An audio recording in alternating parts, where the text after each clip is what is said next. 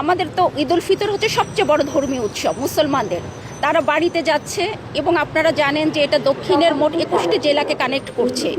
তো আমাদের সরকারের মাননীয় প্রধানমন্ত্রীর নির্দেশনা হচ্ছে প্রত্যেকটা জনগণ, প্রত্যেকটা ব্যক্তি যাতে স্বস্তির সহকারে ঈদ যাত্রাটা তারা করতে পারে, এবং সে লক্ষ্যে কিন্তু আমরা ব্যাপক কর্মযজ্ঞ করেছি। আমাদের উদ্দেশ্য একটাই, প্রতিটি মানুষ নির্বিঘ্নে বাড়িতে যাবে, স্বস্তির সাথে ফিরে আসবে। আমরা মাননীয় প্রধানমন্ত্রীর নির্দেশনা অনুযায়ী এবারে পবিত্র ঈদুল ফিতর উপলক্ষে যাত্রীরা যাতে নির্বিঘ্নে যাত্রাপথে তাদের বাড়ি যেতে পারে সেজন্য আমরা বিশাল কর্মপরিকল্পনা গ্রহণ করেছি। এবং আপনারা জানেন যে মুন্সিগঞ্জে মোট 2টি হাইওয়ে রয়েছে, ঢাকা চিট্টগং এবং ঢাকা মাওয়া।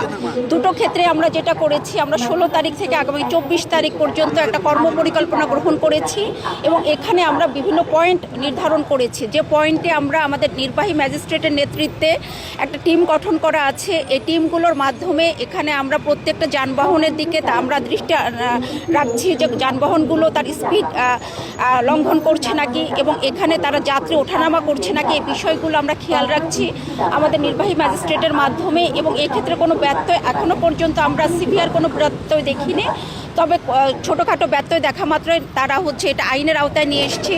আপনারা দেখতে পাচ্ছেন যে আজকে আপনার রাস্তাটা দেখেন যে জনগণ কি স্বস্তি সহকারে তারা তাদের যাত্রাপথে বাড়ি যাচ্ছে, এবং এখানে আমাদের পুলিশ বিভাগ আছেন, হাইওয়ে পুলিশ আছে, এবং কোনো ক্ষেত্রে নৌ পুলিশের সহযোগিতা আমরা নিয়ে সেনাবাহিনী রয়েছে। আমাদের সার্বিক প্রচেষ্টায় আমরা চেষ্টা করছি যাতে আমাদের এই দুটো রাস্তা দিয়ে হাইওয়ের জনগণ গ্রামের বাড়িতে যাতে স্বস্তিতে নির্বিঘ্নে যাতায়াত করতে পারে।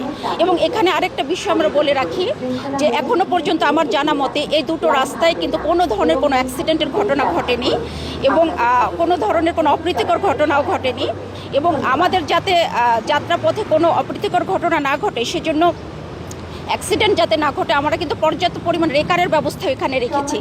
আরেকটা বিষয়, আপনাদের পক্ষ থেকে আমার কাছে একটা বিষয় ছিল যে অনেক সময় এখানে একটা অস্থায়ী বাস স্ট্যান্ড গড়ে ওঠে, এবার যাতে এটা না গড়ে উঠতে পারে সেজন্য আমরা ব্যবস্থা নিয়েছি। এবং সেতু বিভাগের পক্ষ থেকে আপনারা দেখেছেন যে একটা বে তৈরি করা হয়েছে যেখানে গাড়িগুলো এসে থাকছে এবং তার যাত্রাপথে যাচ্ছে।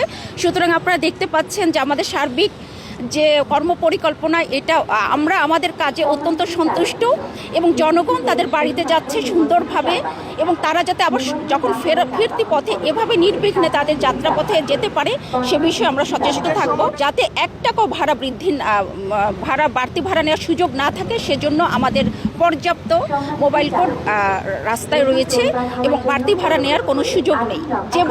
যেভাবে যাত্রীরা এখন যাচ্ছে তাদের প্রাণের টানে, মায়ার টানে তাদের গ্রামের বাড়িতে স্বস্তির সাথে, আপনারা দেখতে পাচ্ছেন যখন তারা ফিরবে আমাদের ব্যবস্থা, আমাদের কর্মপরিকল্পনা ঠিক একই রকম থাকবে, যাতে ফিরতি পথেও তারা যাতে এভাবে স্বস্তির সাথে ফিরে আসতে পারে।